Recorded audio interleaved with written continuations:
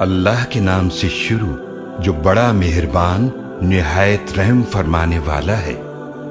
یاسین، قسم ہے قرآن حکیم کی، یقیناً آپ صلی اللہ علیہ وآلہ وسلم رسولوں میں سے ہیں، سیدھے راستے پر ہیں۔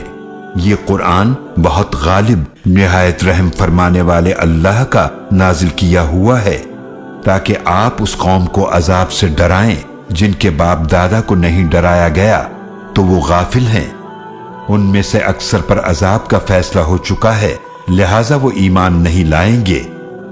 بے شک ہم نے ان کی گردنوں میں طوق ڈال دیے جو ان کی ٹھوڑیوں تک پہنچے ہوئے ہیں تو وہ سر اوپر اٹھائے ہوئے ہیں، اور ہم نے بنا دی ہے ان کے آگے ایک دیوار اور ان کے پیچھے بھی ایک دیوار، پھر ہم نے انہیں ڈھانپ دیا ہے تو وہ کچھ نہیں دیکھ سکتے، اور ان پر برابر ہے خواہ آپ انہیں ڈرائیں یا انہیں نہ ڈرائیں وہ ایمان نہیں لائیں گے۔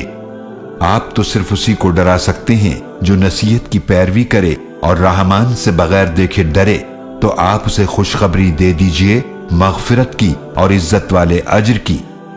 بے شک ہم ہی مردوں کو زندہ کریں گے، اور ہم سب لکھ رہے ہیں جو اعمال انہوں نے آگے بھیجے اور جو انہوں نے پیچھے چھوڑے، اور ہم نے ہر چیز کا واضح کتاب لوح محفوظ میں احاطہ کر رکھا ہے۔ آپ ان کے لیے ایک مثال بیان کیجئے بستی والوں کی جب ان کے پاس رسول آئے، جب ہم نے ان کی طرف 2 رسول بھیجے تو انہوں نے دونوں کو جھٹلایا، پھر ہم نے تیسرے رسول سے ان کی مدد فرمائی تو انہوں نے فرمایا بے شک ہم تمہاری طرف بھیجے گئے ہیں۔ بستی والوں نے کہا کہ تم تو بس ہماری ہی طرح کے بشر ہو، اور رحمان نے کچھ نازل نہیں فرمایا، تم تو صرف جھوٹ بول رہے ہو۔ رسولوں نے فرمایا ہمارا رب جانتا ہے کہ بے شک ہم تمہاری طرف رسول بنا کر بھیجے گئے ہیں، اور ہمارے ذمے تو صرف واضح طور پر پیغام پہنچا دینا ہے۔ انہوں نے کہا ہم نے تم سے برا شگون لیا، اگر تم باز نہ آؤ گے تو ہم ضرور تمہیں رجم کر دیں گے، اور ہماری طرف سے تمہیں ضرور دردناک عذاب پہنچے گا۔ رسولوں نے فرمایا تمہاری نحوست تمہارے ساتھ ہے، کیا یہ نحوست ہے کہ تمہیں نصیحت کی گئی؟ بلکہ تم حد سے بڑھنے والے لوگ ہو۔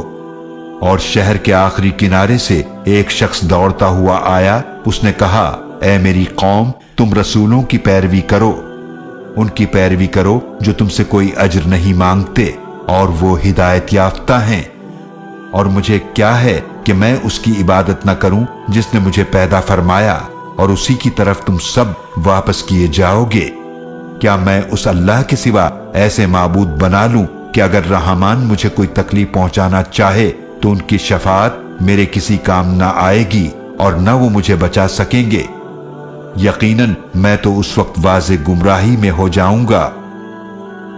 بے شک میں تو تمہارے رب پر ایمان لے آیا، تو تم سب میری بات سن لو۔ اسے کہا گیا کہ جنت میں داخل ہو جاؤ، اس نے کہا اے کاش کہ میری قوم جان لیتی کہ میرے رب نے میری مغفرت فرما دی اور مجھے عزت والوں میں شامل فرما دیا۔ اور ہم نے نہیں نازل فرمایا اس کی قوم پر اس کے بعد آسمان سے کوئی لشکر، اور نہ ہم نازل فرمانے والے تھے، وہ تو صرف ایک زور کی چیخ تھی، پھر اچانک وہ بجھ کر رہ گئے۔ کتنا افسوس ہے ایسے بندوں پر کہ ان کے پاس جو بھی رسول آتے وہ ان کا مذاق ہی اڑاتے تھے۔ کیا انہوں نے نہیں دیکھا کہ ہم ان سے پہلے کتنی قومیں ہلاک کر چکے ہیں جو ان کے پاس واپس نہیں آئیں گے، اور وہ سب کے سب ہمارے پاس حاضر کیے جائیں گے، اور ان کے لیے ایک نشانی مردہ زمین ہے، ہم نے اسے زندہ فرمایا اور ہم نے اس سے اناج نکالا جس سے وہ کھاتے ہیں، اور ہم نے اس میں باغات پیدا فرمائے کھجوروں اور انگوروں کے، اور ہم نے اس میں چشمے جاری فرمائے تاکہ یہ اس کے پھل کھائیں، اور اسے ان کے ہاتھوں نے نہیں بنایا تو پھر یہ شکر کیوں نہیں کرتے؟ پاک ہے وہ اللہ جس نے سب جوڑے پیدا فرمائے ان چیزوں میں سے جنہیں زمین اگاتی ہے، اور خود ان انسانوں میں سے اور ان چیزوں میں سے بھی جنہیں وہ نہیں جانتے، اور ایک نشانی ان کے لیے رات ہے، ہم اس میں سے دن کو کھینچ لیتے ہیں، پھر اس وقت وہ اندھیرے میں رہ جاتے ہیں، اور سورج اپنے ٹھکانے کی طرف چلتا جا رہا ہے۔ یہ بہت زبردست نہایت علم والے کا مقرر کردہ اندازہ ہے۔ اور ہم نے چاند کی منزلیں مقرر فرما دی یہاں تک کہ وہ واپس کھجور کی پرانی ٹہنی کی طرح ہو جاتا ہے۔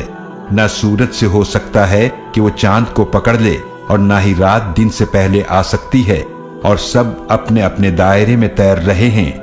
اور ایک نشانی ان کے لیے یہ ہے کہ ہم نے ان کی اولاد کو سوار کیا بھری ہوئی کشتی میں، اور ہم نے ان کے لیے اس کشتی جیسی اور سواریاں بنائیں جن پر یہ سوار ہوتے ہیں، اور اگر ہم چاہیں تو ان کو غرق کر دیں، پھر نہ کوئی ان کی فریاد سننے والا ہو اور نہ وہ کسی طرح بچائے جا سکیں گے، مگر یہ ہماری رحمت ہے اور ایک مدت تک کا فائدہ ہے۔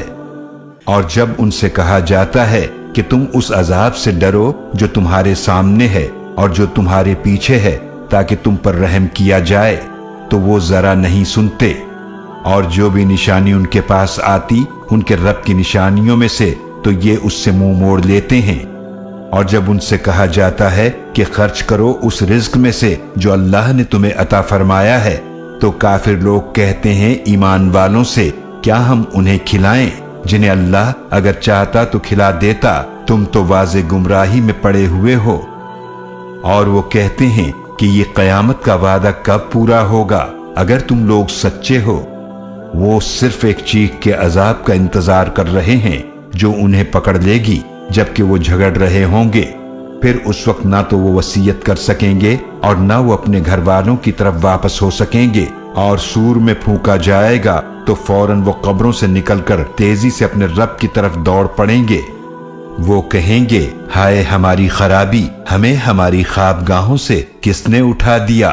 جواب ہوگا یہی ہے وہ جس کا رحمان نے وعدہ فرمایا تھا اور رسولوں نے سچ کہا تھا۔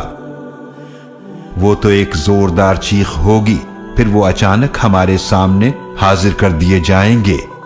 تو آج کسی جان پر کچھ بھی ظلم نہیں کیا جائے گا اور تمہیں ویسا ہی بدلہ دیا جائے گا جیسے تم اعمال کیا کرتے تھے۔ بے شک اس دن اہل جنت مشغلوں میں خوش ہوں گے، وہ اور ان کی بیویاں چھاؤں میں تختوں پر تکیے لگائے بیٹھے ہوں گے۔ ان کے لیے جنت میں ہر قسم کے میوے ہوں گے اور ان کے لیے وہ کچھ ہوگا جو وہ طلب کریں گے، اور نہایت رحم فرمانے والے رب کی طرف سے انہیں سلام کہا جائے گا۔ اور اے مجرموں، تم آج نیک لوگوں سے الگ ہو جاؤ۔ اے اولاد آدم، کیا میں نے تمہیں تاکید نہ کی تھی کہ تم شیطان کی عبادت نہ کرنا؟ بے شک وہ تمہارا کھلا دشمن ہے، اور میری ہی عبادت کرنا یہی سیدھا راستہ ہے۔ اور یقیناً اس نے تم میں سے بہت سی مخلوق کو گمراہ کر دیا، تو کیا تم سمجھتے نہیں تھے؟ یہی وہ جہنم ہے جس کا تم سے وعدہ کیا جاتا تھا۔ آج اس جہنم میں جھلس جاؤ اس وجہ سے جو تم کفر کیا کرتے تھے۔ آج ہم ان کے منہوں پر مہر لگا دیں گے اور ان کے ہاتھ ہم سے باتیں کریں گے اور ان کے پاؤں اس کی گواہی دیں گے جو کچھ وہ کیا کرتے تھے۔ اور اگر ہم چاہتے تو یقیناً ان کی آنکھیں مٹا دیتے، پھر یہ راستے کی طرف دوڑتے پھرتے تو وہ کیسے دیکھ سکتے تھے؟ اور اگر ہم چاہتے تو یقیناً ان کی جگہوں پر ہی ان کی صورتیں بدل دیتے، پھر نہ یہ آگے چل سکتے اور نہ ہی پیچھے جا سکتے۔ اور جسے ہم بڑی عمر دیتے ہیں اسے بناوٹ میں بچپنے کی طرف الٹ دیتے ہیں، پھر بھی کیا وہ سمجھتے نہیں؟ اور ہم نے انہیں نبی کریم صلی اللہ علیہ وآلہ وسلم کو شعر نہیں سکھائے اور نہ وہ ان کی شان کے لائق ہے، وہ تو صرف ایک نصیحت اور واضح قرآن ہے تاکہ وہ اس شخص کو ڈرائیں جو زندہ ہو اور کافروں پر بات ثابت ہو جائے۔ کیا وہ نہیں دیکھتے کہ بے شک ہم نے ان کے لیے پیدا کیے مویشی جن کو ہم نے اپنے دست قدرت سے بنایا، پھر وہ ان کے مالک بنے ہوئے ہیں، اور ہم نے ان مویشیوں کو ان کے تابع کیا، پھر ان میں سے کچھ تو ان کی سواریاں ہیں اور ان میں سے بعض کے گوشت کو وہ کھاتے ہیں، اور ان کے لیے ان میں کئی فائدے ہیں اور پینے کی چیزیں بھی، پھر بھی کیا وہ شکر نہیں کرتے؟ اور انہوں نے اللہ کے سوا دوسرے معبود بنا لیے ہیں شاید کہ ان کی مدد کی جائے، وہ ان کی مدد نہیں کر سکتے، اور یہ ان معبودوں کے ایسے لشکر ہیں جو خود بھی اللہ کے سامنے حاضر کیے جائیں گے۔ تو ان کی باتیں آپ صلی اللہ علیہ وآلہ وسلم کو غمگین نہ کریں، بے شک ہم جانتے ہیں جو وہ چھپاتے ہیں اور جو وہ ظاہر کرتے ہیں۔ کیا انسان نے نہیں دیکھا کہ بے شک ہم نے اسے نطفے سے پیدا فرمایا، پھر وہ کھلم کھلا جھگڑالو بن گیا، اور ہمارے لیے مثالیں بیان کرنے لگا اور اپنی پیدائش کو بھول گیا۔ اس نے کہا کہ ہڈیوں کو کون زندہ کرے گا جبکہ وہ بوسیدہ ہو چکی ہوں گی؟ آپ فرما دیجئے انہیں وہی زندہ فرمائے گا جس نے انہیں پہلی بار پیدا فرمایا تھا، اور وہ ہر طرح کا پیدا فرمانا خوب جانتا ہے۔ وہی ہے جس نے تمہارے لیے سبز درخت سے آگ پیدا فرمائی، پھر اب تم اس سے آگ جلاتے ہو۔ کیا وہ جس نے آسمانوں اور زمینوں کو پیدا فرمایا اس بات پر قادر نہیں کہ ان جیسے دوبارہ پیدا فرما دے؟ کیوں نہیں؟ اور وہ بہترین پیدا فرمانے والا، خوب جاننے والا ہے۔ اس کی شان تو یہ ہے کہ جب وہ کسی چیز کا ارادہ فرماتا ہے تو اسے اتنا ہی فرماتا ہے کہ ہو جا، تو وہ ہو جاتی ہے۔ تو پاک ہے وہ ذات جس کے دست قدرت میں ہر چیز کی حکومت ہے، اور اس کی طرف تم سب واپس کیے جاؤ گے۔